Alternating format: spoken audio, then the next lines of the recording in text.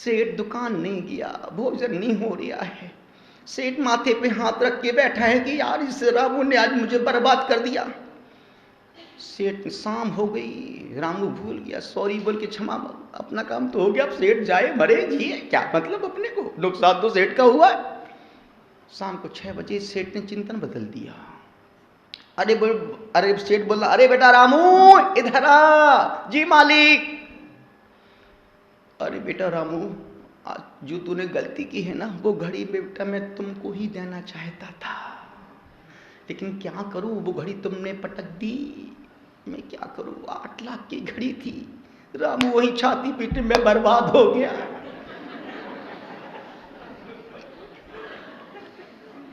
मैं रात भर रामू सोया नहीं। उसकी पत्नी रामकली ने कहा, अरे सो जाओ, मुझे नींद न आए हाय। अब उसको रात भर, जब तक उस व्यक्ति का रामू का घड़ी से अटैचमेंट नहीं था, तब तक वो बिंदास खा भी रहा, इडली डोसा सांभर रसगुल्ला सब कुछ खा रहा है। जहां सेठ ने कहा बेटा ये तो मैं तुमको ही देना चाहता था, पर क्या करूं, तुमने ही अटैचमेंट। और मैं दिल से कहूं, अभी तुम्हारा धर्म से अटैचमेंट नहीं है। सिर्फ तुम आते हो, बैठते हो, सुनते हो, जाते हो, करते हो, पर अटैचमेंट नहीं है। यदि तुम्हें दिन में एक बार चाय ना मिले, तुम्हारे सिर में दर्द हो जाए, दिन में तुम्हें चाय ना मिले, सिर में दर्द हो जाए, और भगवान का दर्शन ना मिले तो कहीं कोई दर्द नहीं होता है। ये तुम्हारा अटैचमेंट है। अनुरोध आपसे कर रहा हूं, गुजारिश आपसे ही कह रहा हूं, ये पर्वराज पर्यूषण पर्व समेसकर की यात्रा जैसा है। अब उन तपस्वियों को हिम्मत से काम लेना है, क्योंकि बस उनकी यात्रा अब उत्तरार्ध पर है। और तुम कितनी ही यात्रा कर लो, कितनी ही यात्रा कर लो, यदि पारसनाथ की टोंक तक नहीं पहुंच पाओ तो दिल में एक, अरे यार यात्रा तो की लेकिन पारसनाथ तक नहीं पहुंच पाए, वो अफसोस रह जाता है, वो टीस रह जाती है। आपसे गुजारिश कर रहा हूं, यही कह रहा हूं, आपसे कह रहा हूं, उत्तम तप का मतलब है आत्मा के स्वभाव उत्तम। कल उत्तम, अब गुरुदेव ने कहा कल उत्तम संयम था। कल हमने अपने मन को विषयों से मोड़ा कि भाई विषय वासना में तुम जितना डूबोगे तुम उतना दुखी परेशान रहोगे। और आज गुरुदेव ने कहा कल तुमने विषयों से मन को मोड़ा था, आज उत्तम तप कहता है तुमको आज मन को मरोड़ना है। गुरुदेव कह रहे हैं नींबू निचोड़ दिया, नींबू का निचोड़ दिया पूरा, एक बूंद भी और जो रस बचता है उसका भी तुम उल्टा छिल करके उसको भी बर्तन से मांज देते हो, पूरा सत्या उसका नींबू का तो पूरा कचूमन निकाल डालते हो। और ज्यादा चले तो कोई हेती होशियार तो उसको दांत से रगड़, दांत में रगड़ने बैठ जाती हो, अरे यार इससे दांत और चमक जाते हैं। तुम्हें कुछ मिल तो जाए, फिर तुम देखो उसका तो कचूमरी निकाल दो, बस मिलना चाहिए। नहीं बेटा आपसे गुरुदेव की बातें, गुरुदेव के वचन, गुरुदेव के अनुभव, गुरुदेव का ज्ञान शब्द में बयां नहीं कर सकते हैं। गुरुदेव ने कहा तप का अर्थ है हंस दृष्टि को प्राप्त हो जाना, शरीर से आत्मा को भिन्न जानना, अपनी इच्छाओं का निरोध कर लेना।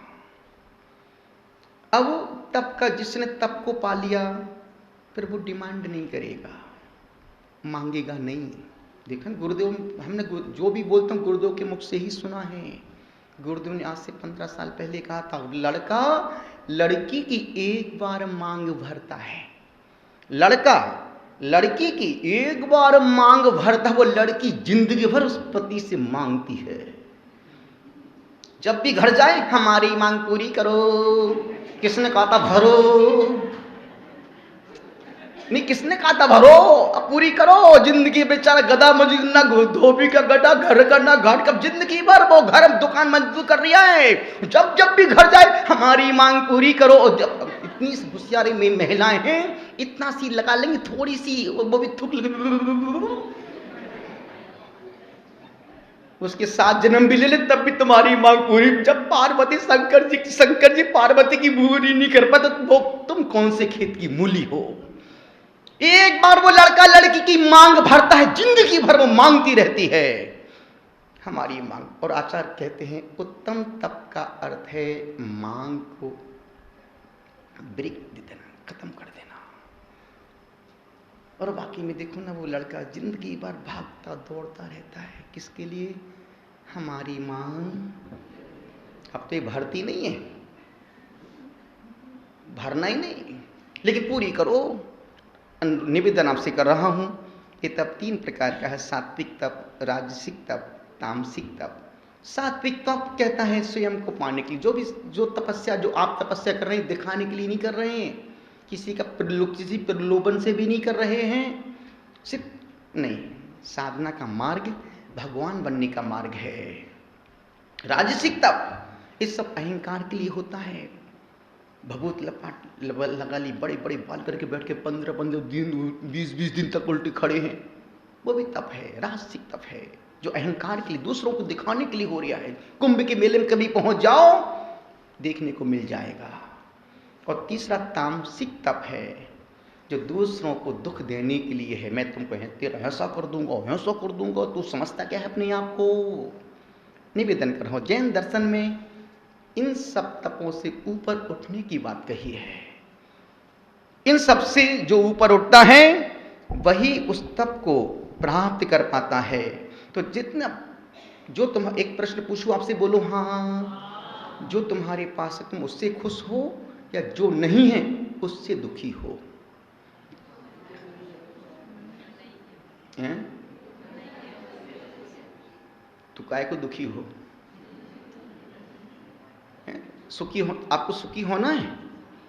चलो हाथ जोड़ो, बोलो हे गुरुदेव, आज से मैं जो मेरे पास है मैं उसमें ही संतोष रखूंगा, नए पाने के लिए अपने मन को खराब नहीं करूंगा। गुरुदेव ने दोपहर में कहा ना, तत्वार्थ सूत्र में कहा कि देखो एक वो महिला आई, उसने कहा कि मेरे गुरुदेव मेरे पास 365, मैं 365 साड़ियों का नियम लेती हूँ, घर जाके गिना साड़ी 450 निकली। अब सोचो आप, नहीं, साड़ी रखना बुरा नहीं है, रखो। गुरुदेव ने कितनी प्यारी बात कही कि हमारे घर में जितना सामान पड़ा है 10% ही सामान यूज होता है, 90% सामान तो फिजूल का पड़ा है, फिजूल का सामान पड़ा है। और वाकई में जो फिजूल का पड़ा है बस वही हमारे मन में बीमारियां पैदा कर रहा है। और ऐसा सामान पड़ा जो खुद को ही नहीं पता कि मेरे पास कितना कबाड़ खाना पड़ा है, कितना कबाड़ खाना पड़ा है। रखना बुरा नहीं, रखो, लेकिन वो रखो जो तुम्हारे काम आने वाला है। गुरुदेव ने कहा कि 4 तप का संबंध भोजन से है, अनशन तप, अमौदरी तप, वृत्ति परिसंख्यान तप और रस परित्यक, ये 4 का भोजन से संबंध है। और विविक्त सयासन काय क्लेश, ये एकांत में अपने आप को देखने की प्रेरणा देते हैं। निवेदन कर रहा हूं, इन पंक्तियों के माध्यम से गुरुदेव के पूरे प्रवचन का सार इन पंक्तियों में आप देख लीजिएगा। और आपको जब हम ओ करें तो आपको आ करने का है। तप अग्नि में तप के हो जा तू कुंदन, तप से ही कटते हैं जन्मों के बंधन, तप के बिना तेरा निश्चित पतन है,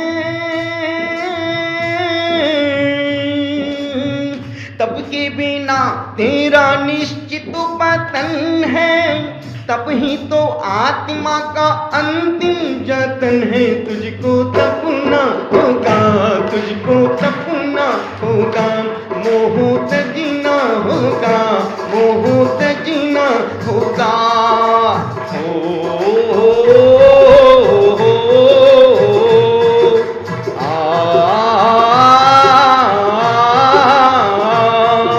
सूरज तपे तपे रे माटी, दीपक जले जले रे वाकी, तुझको तपना होगा, तुझको मोह तजीना होगा, मोह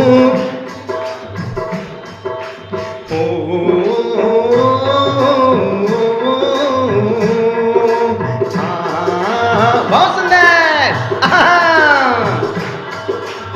तप यानी इच्छाओं को शांति करना, तप खुशियों से मन को हटाना, तब यानी खुद में ही खुद को है पाना, तब यानी खुद में ही खुद को है पाना, तब यानी आत्मा को निर्मल बनाना, तुझको तपना होगा, तुझको मोह से जीना होगा, मोह से जीना होगा।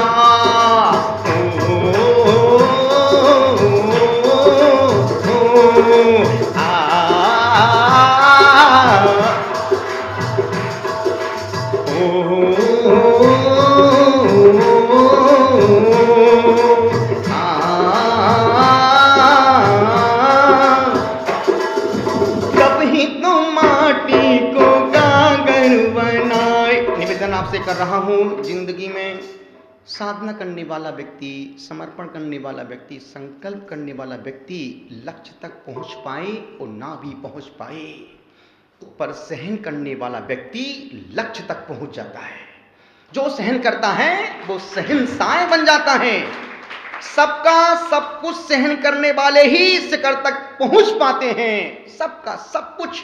अभी देखा नहीं, 3 दिन पहले इसरो में जब मोदी जी गए और जब वो विमान वहाँ तक नहीं पहुँच पाए, 2 किलोमीटर पहले उसका संबंध टूट गया। तब मोदी ने कितना उनको प्रोत्साहित किया, चिंता मत करो, ऐसा होता है।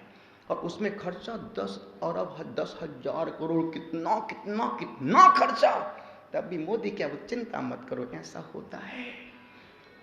सबने सब कुछ कहा, बर्बाद किया, ऐसा हुआ वैसा हुआ, लेकिन नहीं, चिंता मत करो, मैं तुम्हारे साथ हूं। निवेदन कर रहा हूं, उपवास करोगे लोग, अरे देखो तुम्हारी आंखें अंदर घुस गई, देखो तुम्हारे पैर हाथ पर अगरबत्ती मोमबत्ती जैसे लगे, होगा, बोलेंगे। हमारे महाराज साहब देखो, पीयूष सागर जी महाराज साहब बिल्कुल एकदम वजन का 55.5 किलो पिच्छी कमंडल सहित, लेकिन उनके पास जो आत्मबल है वो हजारों टन से ज्यादा का बल है। गुजारिश आपसे कर रहा हूं, जब सबका सब कुछ सहन करने वाले ही शिखर तक पहुंच पाते हैं। मिट्टी गागर तब बनती है जब सहन करती है, बूंद सागर तब बनती है जब वो सहन करती है, दूध घी तब बनता है जब वो सहन करता है, और आत्मा परमात्मा तब बनती है जब वो सहन करता है। निवेदन कर रहा हूं, तपो अग्नि में तप ही तो माटी को गागर बनाई, गागर में सागर सहज ही समाई, माटी सा अर्पण समर्पण जब होगा, माटी सा अर्पण समर्पण जब होगा, मुक्ति माँ का वरण तब ही होगा, तुझको तपना होगा, मोह सजना होगा, मोह सजना होगा।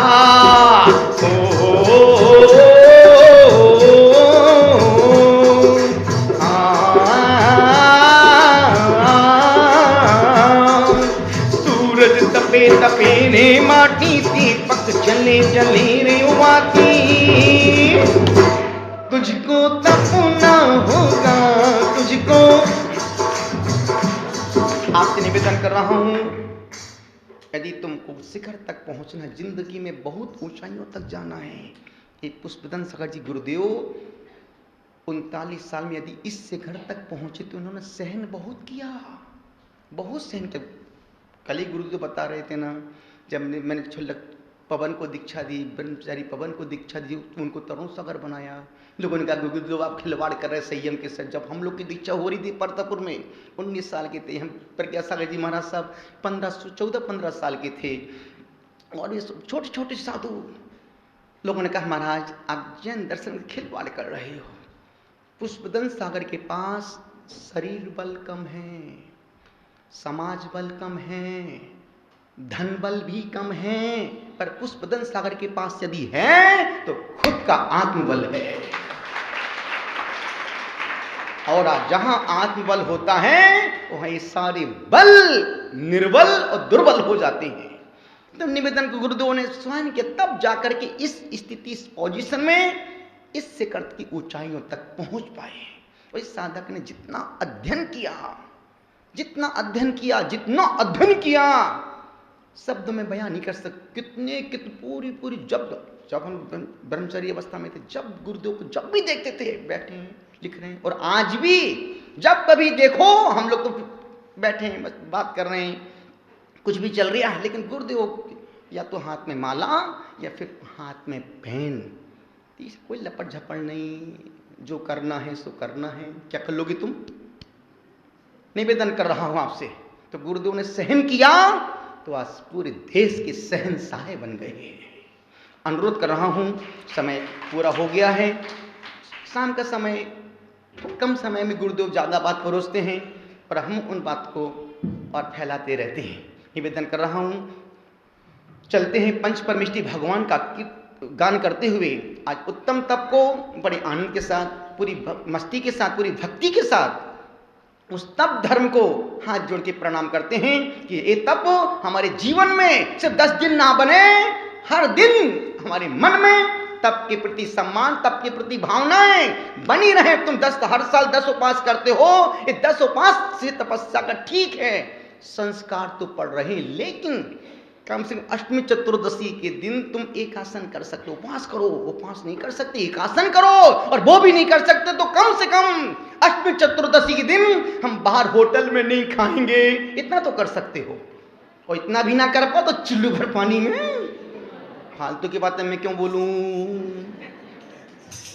कम इतना तो करना चाहिए। क्योंकि 10 साल के हो जाओ तो माँ बाप की उंगली पकड़ के चलना छोड़ देना, 20 साल के हो जाओ खिलौनों से खेलना छोड़ देना, 30 साल के हो जाओ आंखों को इधर उधर मटकाना छोड़ देना, 40 साल के हो जाओ रात में खाना छोड़ देना, 50 साल के हो जाओ होटल में जाना छोड़ देना, 60 साल के हो जाओ व्यापार से मुख मोड़ लेना, 70 के हो जाओ बिस्तर पे सोना छोड़ देना, 80 के हो जाओ लस्सी पीना छोड़ देना, 90 के हो जाओ जीने की आशा छोड़ देना, 100 के हो जाओ तो दुनियादारी को ही।